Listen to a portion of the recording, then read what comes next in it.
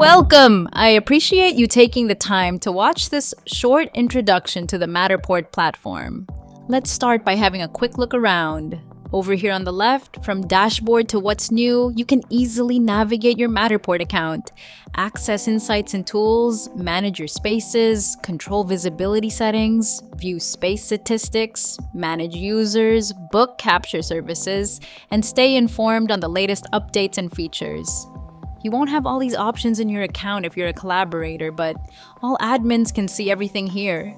The account owner and admins can use the Settings tab to manage billing and enable features and add-ons. If you're a collaborator or other non-admin role, this tab will have limited access. The tabs at the top of the Settings page provide key insights into your account and serve as the central hub for managing a team's experience. Below this video, we've provided you with links to a playlist of videos that cover each of these tabs in detail. Feel free to bookmark these links for future reference. Okay, this one's important.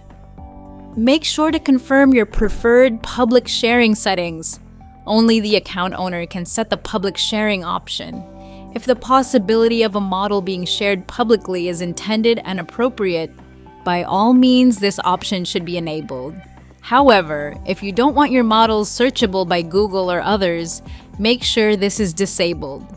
Finally, don't forget the importance of collaboration to not only help manage and edit your digital twins, but also to use your models as collaboration tools. I'll link you to a support article and video that will guide you through the invitation process. That's all for now.